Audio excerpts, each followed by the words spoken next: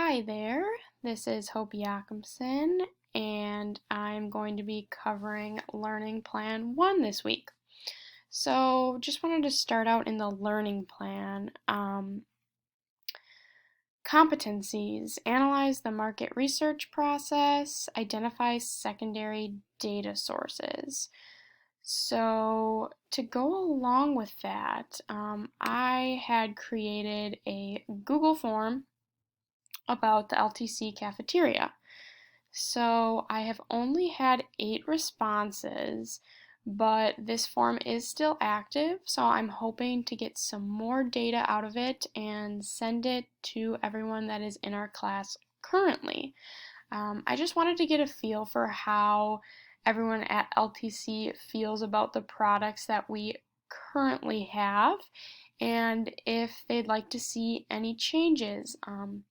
I also wanted to kind of scope out how many people have a gluten allergy or a dairy intolerance of sorts, just to see what dietary recommendations could be made and restrictions are out there in LTC's population. Again, I would like to get the responses up, but this is just kind of a starting place and something I thought would be interesting to look at for this class. So it's not going to be an introduction of a new product. It is going to be enhancing an existing product, and I believe our market could use it. There is a demand. LTC is in Manitowoc County, so we may be a little slow as far as organic products and dairy-free alternatives and those types of things. But I do believe that we could get ahead of the curve and kind of jump on the same boat that large cities are on. Um, I also think that improving the options of LTC's cafeteria could improve sales. I know a lot of people that hope to get their products from LTC cannot because, like I said, a dietary restriction of sorts, or they just don't feel like they have quote unquote healthy options for them. Again, improving customer satisfaction is also something I want to strive to do. That kind of goes hand in hand with improving sales. And then I think managing brand image is also very relevant. I know currently LTC is very focused on being second in the nation, and for their marketing, I think having healthier options as far as organic, more um, fruit and vegetables from local sources, higher protein options, vegan, vegetarian, dairy-free products can help bring more light to that whole campaign. And I think it would reach a broader group of people and kind of say something about LTC as a whole.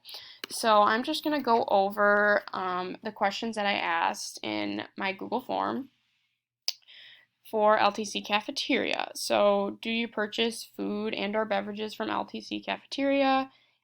7 said yes, 1 had said no, and maybe that no could turn into a yes if some other products were offered. So, which item from the cafeteria is your go-to purchase? A lot of people said coffee. I am in the same boat, and I have to drink black coffee because I am dairy intolerant. So when I'm really not feeling black coffee, there's not another option for me. But some people did say grab and go snacks as well. That is something that I would purchase if they had some better options out there.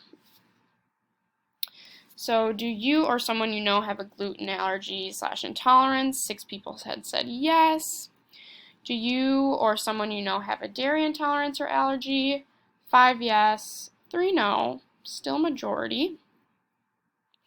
Do you or someone you know follow a vegetarian or vegan diet? 6 yes, 2 no.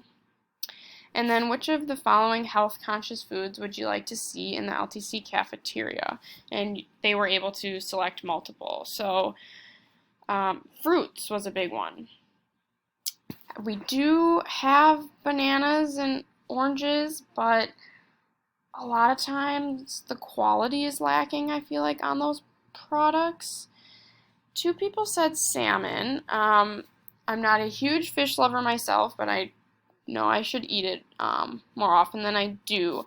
A lot of people wanted to see chicken breasts. Now, the chicken that they do have at the salad bar is very breaded and seems as if it's highly processed, so maybe having just a better source of protein in general would be a smart idea, as many people wanted to see protein shakes, and again, a dairy-free protein shake for people that may be vegan or have a dairy intolerance.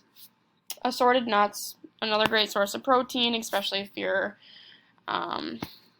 a vegan or a vegetarian. You always need to be looking for those sources of protein, and it's just an easy grab and go type of thing. The idea behind the turkey jerky was similar, just a product that I threw out there to see how everyone was feeling about it. But I definitely see that there is some interest out there, especially in higher quality products and things that you can just kind of grab and go. So then some of the recommendations that I got were almond milk, dairy-free milk alternatives, grilled chicken,